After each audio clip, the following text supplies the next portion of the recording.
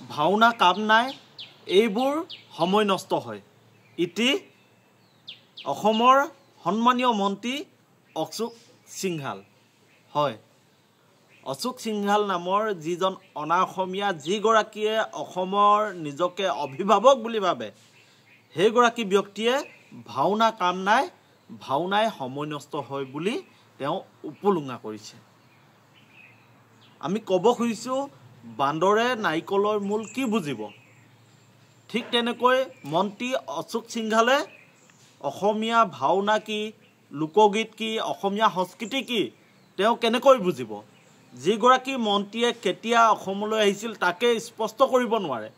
যিগৰাকী মন্ত্ৰীয়ে কেৱল অসমত তেওঁ লুণ্ঠন কৰিবৰ কাৰণে আহিছে, অসমৰ অসমীয়াত্বৰ বিষয়ে তেওঁ কোনো জ্ঞান নাই, সেইগৰাকী ব্যক্তিয়ে কেনেকৈ বুজি পাব প্ৰকৃতাৰ্থত ভাওনা কি? গতিকে আমি ক'ব খুজিছোঁ, অশোক সিংহালৰ দৰে মন্ত্ৰীক ভাওনাৰ দৰে অনুষ্ঠানত তেওঁক উদ্বোধন কৰিবলৈ মতাটোৱে আচলতে অপৰাধ। আজি তেওঁ সুবিধা পাই অসমীয়া জাতিটোক তুচ্ছ তাচ্ছিল্য কৰি, তেওঁ ভাওনাক ইটিকিং কৰি তেওঁ যি বক্তব্য দিলে, এয়া কেৱল গৰিহণাযোগ্য নহয়। মন্ত্ৰী অশোক সিংহাল অসমত য'তেই নাযাওক, তেওঁক আচলতে অসমীয়া জাতি বা অসমীয়া যিবোৰ কলা সংস্কৃতি আছে বা অসমীয়া যি সাংস্কৃতিক অনুষ্ঠান আছে, এইসমূহত তেওঁ প্ৰৱেশ নিষিদ্ধ কৰিব লাগে। আজি মন্ত্ৰী অশোক সিংহালে সুবিধা পালেই তেওঁ অসমীয়া জাতিটোক অপমান কৰে। পূৰ্বতেও তেওঁ কেইবাবাৰো অসমীয়া জাতিৰ বিৰুদ্ধে তেওঁ বক্তব্য দিছে।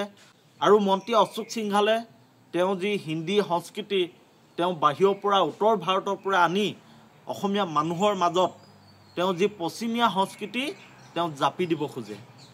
আৰু আমি দেখিছোঁ যে অসমীয়া জাতিৰ প্ৰতি মন্ত্ৰী অশোক সিংহালৰ অৱদান কি? তেওঁ আজিলৈকে অসমীয়া জাতিক তেওঁ মন্ত্ৰিত্ব হৈ কিবা সা সুবিধা কৰি দিছেনে?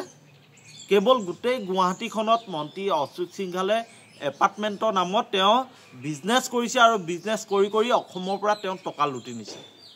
গতিকে আমাৰ যি অসমত বিজেপি চৰকাৰ আছে, যি হিমন্ত বিশ্ব শৰ্মা নেতৃত্বাধীন বিজেপি চৰকাৰ আছে, আমি চৰকাৰখনক অনুৰোধ জনাইছোঁ, যদি আপোনালোকৰ চৰকাৰখনে সঁচা অৰ্থত আপোনালোকে যদি অসমীয়া জাতিটোৰ কথা চিন্তা কৰে, অসমৰ কথা চিন্তা কৰে, তেতিয়াহ'লে বহিৰাগত যি সন্দেহজনক অসমীয়া, তেনেকুৱা এজন ব্যক্তিক আপোনালোকে মন্ত্ৰিত্ব দি ৰখাৰ কোনো প্ৰয়োজন নাই।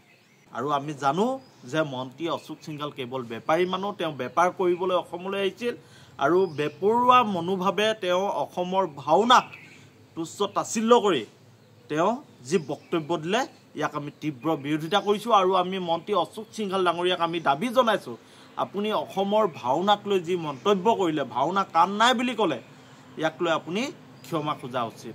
আৰু লগতে আমি কৈছোঁ যে বান্দৰে নাৰিকলৰ মূল বুজি নাপায়।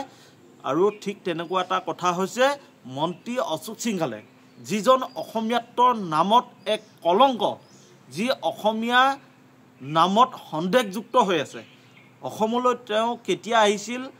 ৰাইজৰ দলৰ সভাপতি অখিল গগৈ ডাঙৰীয়াই বাৰে বাৰে প্ৰশ্ন কৰে, অশোক সিংহাল অসমলৈ কেতিয়া আহিছিল? তেওঁ অসমীয়া হয়নে? এই কথাবোৰ আজি অসমৰ ৰাইজে প্ৰশ্ন কৰিছে।